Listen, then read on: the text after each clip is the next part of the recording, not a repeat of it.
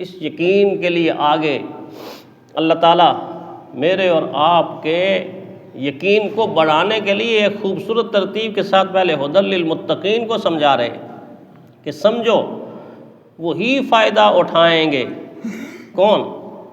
ہدایت ان کو ملتی ہے جو دامن پھیلاتے ہیں۔ صبح صبح میں نے ایک جملہ لکھا وہ میں آپ کو سنا رہا ہوں۔ ہدایت ان کو ملتی ہے جو دامن پھیلاتے ہیں، وہی رحمان کے بندے، وہی مومن کہلاتے ہیں۔ تازہ کلام ہے، وہی رحمان کے بندے، وہی مومن کہلاتے ہیں، اور جو اس سے دور ہو جائیں، ہدایت سے دور ہو جائیں، ہمیشہ تلملاتے ہیں، ہمیشہ تلملاتے ہیں۔ ہائے افسوس، ہائے افسوس، کاش ہم نے کیا کر دیا، یہ نہیں کرنا چاہیے تھا، ایسا نہیں ہونا چاہیے تھا۔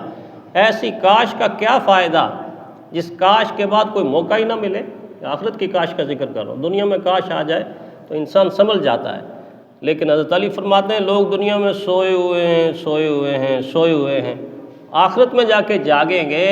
فرماتے ہیں ہائے اس جاگنے کا کیا فائدہ کہ جس جاگنے کے بعد انسان کچھ کر ہی نہ سکے۔ جو اس سے دور ہو جائیں ہمیشہ تلملاتے ہیں، وہ کارندے ہیں شیطان کے، اسی کے وہ کہلاتے ہیں۔ وہ کارندے ہیں شیطان کے، اسی کے وہ کہلاتے ہیں۔ ہدایت ان کو ملتی ہے جو دامن پھیلاتے ہیں، جو دامن پھیلاتے ہیں۔ بعض چیزیں جب ملتی ہیں نا جی، تو ملنے کے بعد ایک دستور ہوتا ہے، قانون ہوتا ہے کہ یوں ملے گی، ایک طریقہ ہوتا ہے۔ دیکھیں میرے اور آپ کے بچے ہیں، ہمارے بھائی ہیں، جب ڈگری ملتی ہے، سند ملتی ہے، یونیورسٹی والے کیسے دیتے ہیں؟ کسی بڑے کو بلاتے ہیں، فنکشن کرتے ہیں، اور فنکشن کرنے کے بعد بڑے اعزاز کے ساتھ، بڑے احترام کے ساتھ والدین کو بھی بعض دفعہ بلا لیتے ہیں، اور والدین کو بلا کے تو بڑے کسی کے ہاتھ سے اس کے ہاتھوں کے اندر ڈگری تھماتے ہیں، کہتے ہیں یہ آپ کا اعزاز ہے۔ یہ تو معمولی سی ڈگری ہے جس کو چند سال کے بعد ہو سکتا ہے کہ دیمک چاٹ کے ختم کر دے، پرانی ہو جائے، بوسیدہ ہو جائے، اور ایسی ڈگری کہ ڈگری یہاں رہے اور ڈگری ہولڈر کسی اور جہان میں چلا جائے۔ آج کتنے ہی ڈگریوں والے ہیں، پی ایچ ڈی والے ہیں، تمغوں والے ہیں، سجائے ہوئے تمغے ہیں، ستارہ جرت ہے، فلاں ہے، فلاں ہے۔ تمغے کوٹھیوں کے اندر ہوتے ہیں اور تمغوں والے قبر کے اندر ہوتے ہیں، الگ ہو جاتے ہیں نا، لیکن اعزاز تو بڑے۔ تو اتنے بڑے اعزاز کو جب دیا جاتا ہے تو اہتمام کیا جاتا۔ آپ کے جو بڑے لوگ بادشاہ بنتے ہیں، وزیر اعظم بنتے ہیں، صدر بنتے ہیں، تو دیکھا نہیں وہ کیسے کھڑا کیا جاتا ان کو، کھڑے ہو جاؤ، کوئی معمولی چیز نہیں ہے۔ کھڑے ہونے کے بعد ایسے پھر ہاتھ میں حلف لیا جاتا ہے، اور حلف کے الفاظ کیا ہوتے ہیں؟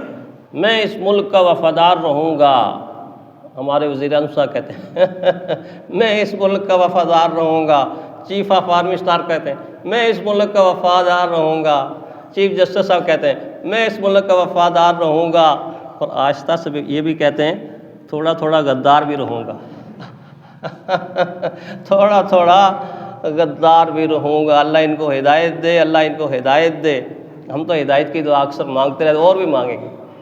سارا نقشہ آنے والے زمانے کے اندر حلف کے بالکل خلاف ہوتا ہے۔ جو حلف لیا ہوتا ہے ان کی زندگی کے اندر ان کی رمق بھی باقی نہیں ہوتی۔ چیف جسٹس کہتا ہے میں صرف مورچے کا سپاہی ہوں، میں اس ملک کی حفاظت کے لیے ہوں، وہی چیف آف آرمی اسٹاف یہ کہتا ہے، اور آنے والے وقت کے اندر وہی مورچہ چھوڑ کے آ کے صدارت کی کرسی پر بیٹھ جاتا ہے۔ یہ حلف کی پاسداری ہو رہی ہے، یہ حلف کی پاسداری ہو رہی ہے۔ ماشاءاللہ کیا کریں، دعا ہدایت کی مانگ سکتے ہیں۔ تو بادشاہ کو جب بادشاہ بنایا جاتا ہے تو حلف لیا جاتا ہے میں یہ کروں گا، میں یہ کروں گا، میں یہ کروں گا، میں یہ نہیں کروں گا، میں یہ نہیں کروں گا، ملک کے خلاف کام نہیں کروں گا، اس قوم کے خلاف کام نہیں کروں گا۔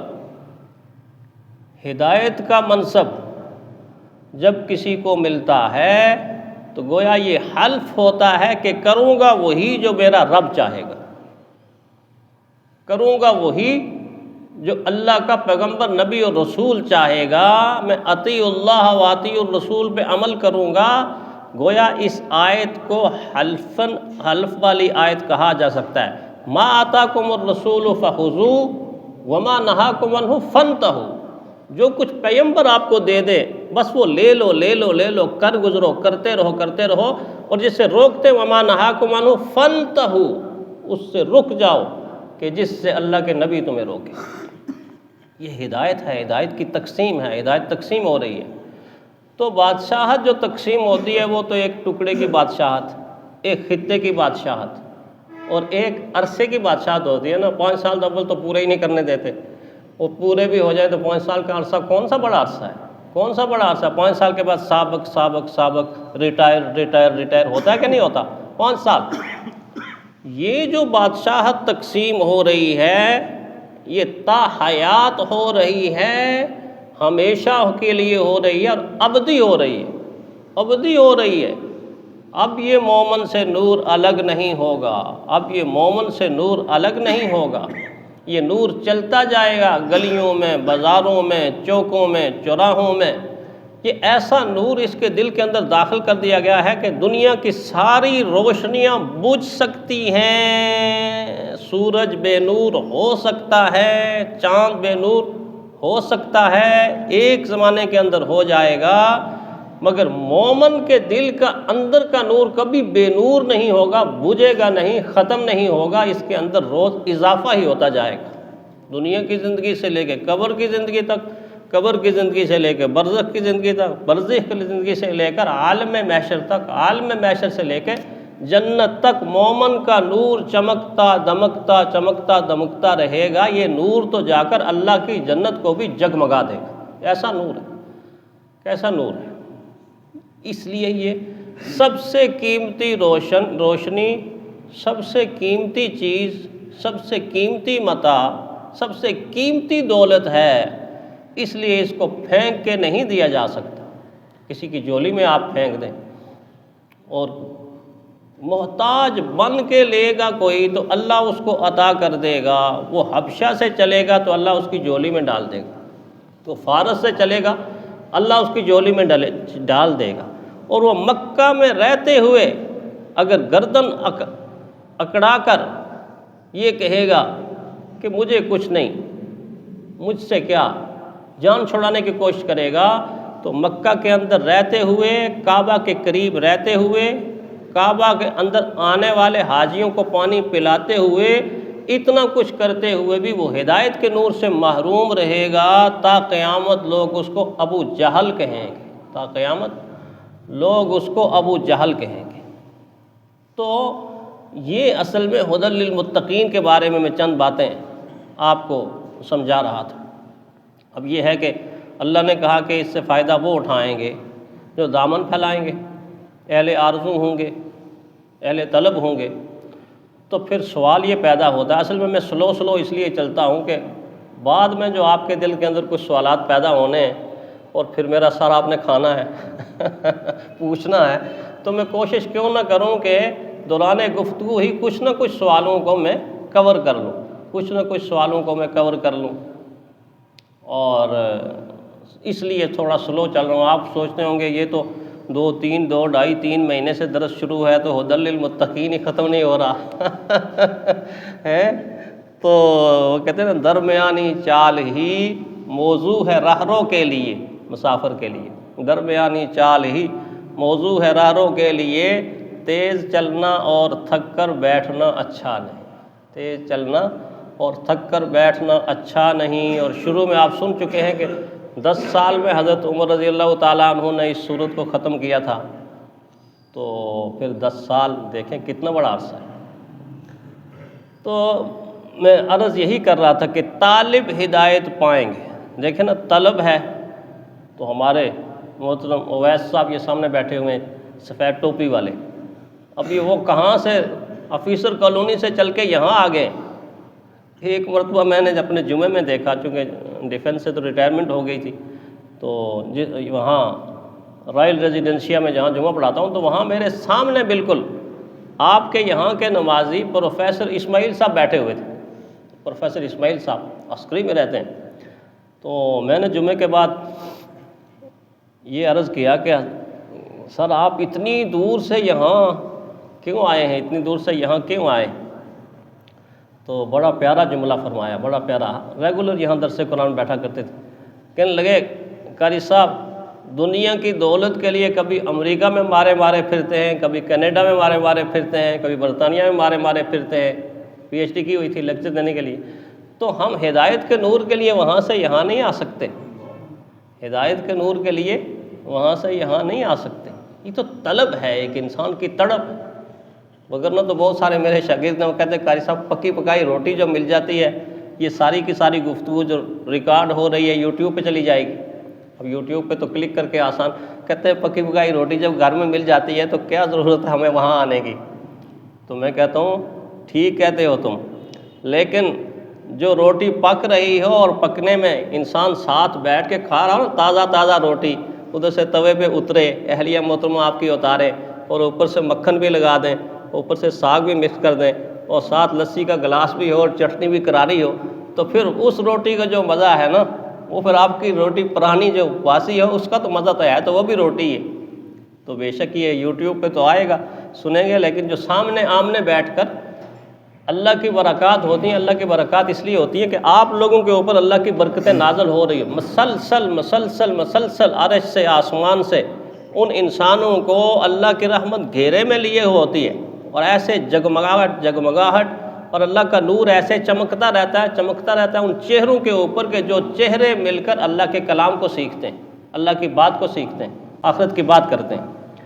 تو اس اعتبار سے ہدایت کے لیے چل کے آنا یہ بہت بہت کمال کی بات ہے، اونچی بات ہے، اونچا کام ہے، آپ بہت خوش قسمت خوش نصیب ہیں۔ تو میں عرض کر رہا تھا کہ اب متقی لوگوں کے بارے میں اللہ تعالیٰ بتانا چاہتے ہیں کہ جب تمہارے دل کے اندر یہ سوال ہوگا کہ اللہ تعالیٰ کہتے ہیں کہ ہدایت متقی لوگوں کے لیے ہے، تو ہم دنیا کے اندر دیکھیں تو صحیح متقی ہوتا کون سا ہے، متقی کیسا ہوتا ہے؟ اس کے سر کے اوپر سینگ نہیں ہوتے اس کے سر کے اوپر سینگ نہیں ہوتے، ہوتا میرے جیسا اور آپ جیسا انسان ہی ہے، میرے جیسا اور آپ جیسا آدمی ہی ہوتا ہے، دو ٹانگیں ہوتی ہیں، دو کان ہوتے ہیں، ناک ہوتی ہے اور چہرہ ہوتا ہے، وجود کے اعتبار سے میرے اور آپ کے وجود میں اور اس کے وجود میں کوئی فرق نہیں ہوتا، بالکل آدمی ہوتا ہے، بالکل انسان ہوتا ہے، لیکن عادات کے اعتبار سے، اخلاق کے اعتبار سے، اطوار کے اعتبار سے، رویے کے اعتبار سے، زندگی کے چال چلن کے اعتبار سے، آنے جانے کے اعتبار سے، اٹھنے بیٹھنے کے اعتبار سے، دیکھنے سننے کے اعتبار سے وہ عام انسانوں سے بالکل مختلف ہوتا ہے، وہ عام آدمیوں سے بالکل مختلف ہوتا ہے۔ جس طرح دنیا کی چیزوں کا دستور ہے کہ دنیا کی ہر چیز کو ہم کسی نہ کسی علامت سے پہچانتے ہیں یا شکل و صورت سے پہچانتے ہیں، اور اسی طرح مومن کو بھی ہم علامات سے پہچانیں گے، صفات سے پہچانیں گے۔ دنیا کی کئی چیزیں ہیں جن کو ہم 5 طریقوں سے پہچانتے ہیں، 5 طریقوں سے جانچتے ہیں، دنیا کی چیزوں کا علم ہم حاصل کرتے ہیں کہ یہ چیز ہے، 5 طریقوں سے، جس کو آپ حواس ہمسہ کہتے ہیں۔ 5 ذرائع ہیں کسی چیز کے بارے میں علم کے حصول کے لیے۔ ایک طریقہ یہ ہے کہ ہم اس کو دیکھ کر پہچانتے ہیں، چیز کو دیکھتے ہیں تو فوراً پتہ چلتا ہے یہ گدھا جا رہا ہے، یہ گھوڑا جا رہا ہے، یہ بیل جا رہا ہے، یہ بلی جا رہی ہے، یہ انسان جا رہا ہے، دیکھ کے ہی پہچانتے ہیں، دیکھ کے، ان کے وجود کے اعتبار سے، ان کی شکل و صورت کے اعتبار سے چیزوں کو یہ فلاں جا رہا ہے، یہ فلاں جا رہا ہے، یہ فلاں ہے، یہ فلاں ہے۔ بعض دفعہ ایسا ہوتا ہے کہ کچھ چیزوں کو ہم